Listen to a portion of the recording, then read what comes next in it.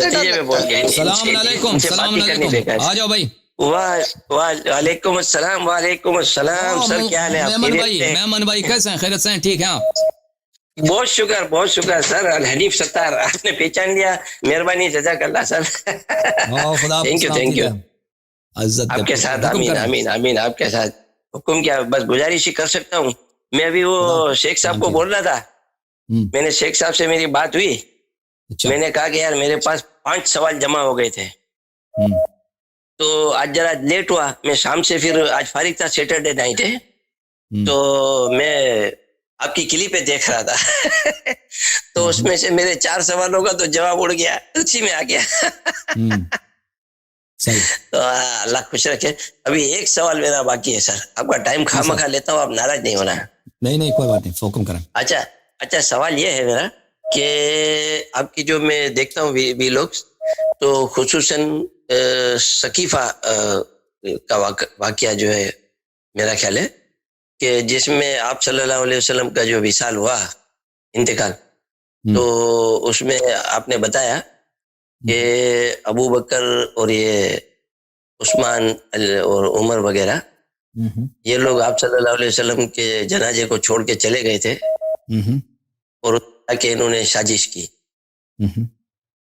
اصل بات یہ ہے کہ ہمارے لیے اہل سنت کے لیے خصوصاً میرے لیے بڑی عجیب بات ہے کیونکہ ہم لوگ کچھ اور پڑھتے رہے, ہماری کتابوں میں ہمارے سلیبس میں کوئی اور کہانی ہے. اچھا میمن جو اکثر شیعہ ہوتے ہیں یا اکثر جی غیر شیعہ ہوتے ہیں میمن حضرات؟ میمن میں کوئی بھی شیعہ نہیں ہوگا. میمن سارے اہل سنت ہوتے ہیں. نہیں میں نے شیعہ میمن دیکھے ہیں بھائی, میں نے میمن شیعہ دیکھے ہیں. ہاں اچھا میمنوں کی زبان جو ہے گجراتی ہے یا کوئی اور ہے؟ گجراتی بھی ہے. میں گجراتی بھی بولتا ہوں, لکھتا بھی ہوں. نہیں اصلی جو زبان ہے آپ لوگوں کی کیا ہے میمنوں کی؟ اصلی زبان میمنی ہے لیکن گجراتی سے میمنوں کا واسطہ اس لیے ہے کہ انڈیا سے آئے ہیں نا, انڈیا کے گجرات صوبے سے آئے ہیں تو وہاں ہمارے فور فادرز جو ہے وہ گجراتی بولتے تھے, لکھتے تھے, وہاں وہی رائج تھی. تو اس وجہ سے ہمارے بیک گراؤنڈ میں گجراتی ہے اور ہمارا لہجہ اور یہ سب گجراتیوں سے ہے کیونکہ اس ایریا سے آئے ہیں انڈیا کے. مجھے نہیں پتا تھا کہ میمنی کوئی زبان بھی ہے. اچھا میمنوں کی اپنی زبان بھی ہے؟ اپنی زبان ہے بالکل. وہ گجراتی سے ملتی جلتی ہے, قریب ہے. اچھا صحیح. اور زیادہ ملتی جلتی ہے سندھیوں سے. سندھیوں میں بھی 90% سندھی سے یہ ریجن رکھتی ہے یہ. اچھا صحیح. اچھا حکم کریں. اچھا تو سر میرا سوال یہ تھا کہ ہم لوگ کوئی اور ہی کہانی پڑھ کے بیٹھے ہیں کہ جب آپ صلی اللہ علیہ وسلم کا وصال ہوا تو سارے صحابہ کرام بہت روتے تھے, سب مل گئے, بہت تکلیف میں تھے اور پھر سب نے مل کے جو ہے حضرت ابو بکر صدیق نے جو ہے ایک فتویٰ دیا کہ آپ صلی اللہ علیہ وسلم کی جو ہے نماز جنازہ اس طرح ہوگی کہ 10 صحابہ کرام وہاں حجرے میں جا کے وہ سلام پیش کریں گے, درود شریف, اور اس طرح پڑھی جائے گی. وہ سب نے مل کے اس طرح پڑھی. اور جب میں نے آپ کی وہ دیکھی ویلو تو کہانی کچھ اور نظر آئی مجھے. تو آپ نے تو کوئی اور ہی بات بتائی, بہت افسوس بھی ہوا.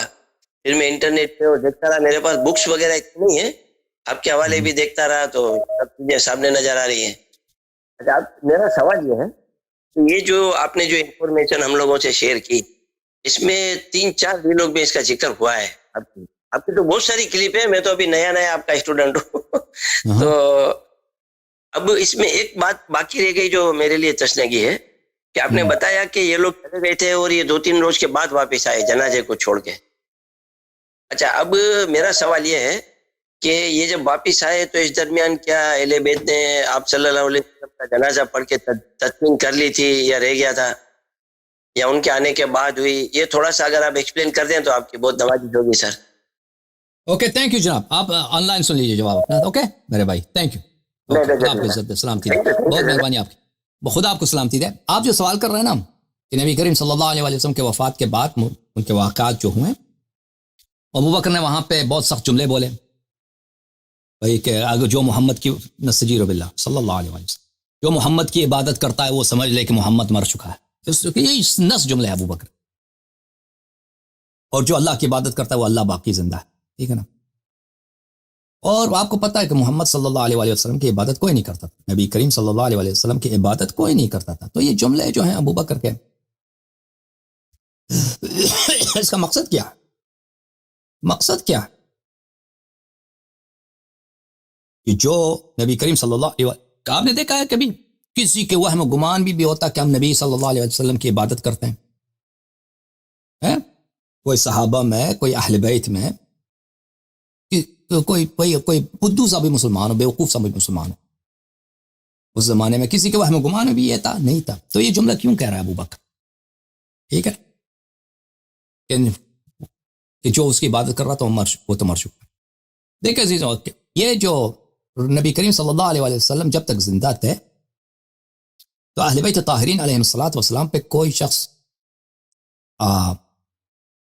غلط نظر سے نہیں دیکھ سکتا تھا، کیونکہ نبی کریم صلی اللہ علیہ وسلم مسلمانوں کے رہنما ہیں، مسلمانوں کے حاکم ہیں، فرمان روا ہیں.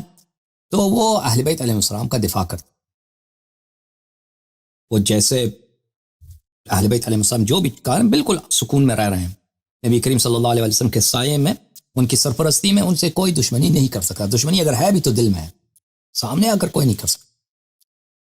تو نبی کریم صلی اللہ علیہ وسلم کی شہادت کے بعد اہل بیت طاہرین علیہ السلام پہ مظالم کے دروازے کھل گئے. اور آپ کو تاریخ واضح ہے، حضرت زہرا سلام اللہ علیہ، امیر المؤمنین علیہ السلام، غصب فتح، غصب امامت، گھر پہ حملہ، حضرت محسن علیہ السلام کی شہادت. تو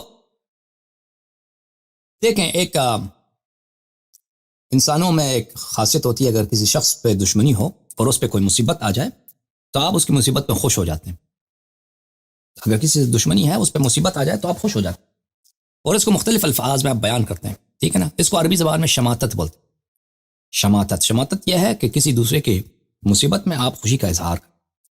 تو ابو بکر کو بخود بھی پتا ہے کہ اب اس کے سامنے کچھ اپرچونٹیز آ گئے ہیں جس کے لیے وہ بہت اس کی خواہش تھی، خلافت کی، حکومت کی. اب وہ زمانہ چلا گیا ہے کہ اہل بیت علیہ الصلوۃ والسلام کو سہارا دینے والا، سپورٹ کرنے والا، ان کو پروٹیکٹ کرنے والا، ان کی سرپرستی کرنے والا وہ اب دنیا میں نہیں رہے. تو اسی لیے وہ کہہ رہا ہے، وَإِلَّا اس کے آپ مجھے بتائیں اس جملے کا وہ مطلب کیا ہے کہ جو ان کی عبادت کرتا تھا.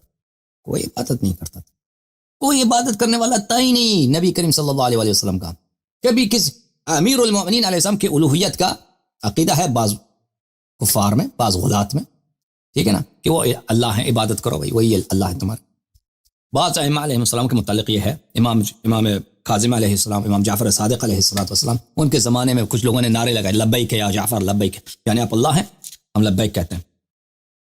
تو ان کے ہمارے مختلف ائمہ علیہ السلام کے متعلق لوگوں نے معجزات، کرامات، فضائل جو دیکھے، الوہیت کا ان کو خدشہ ہو گیا.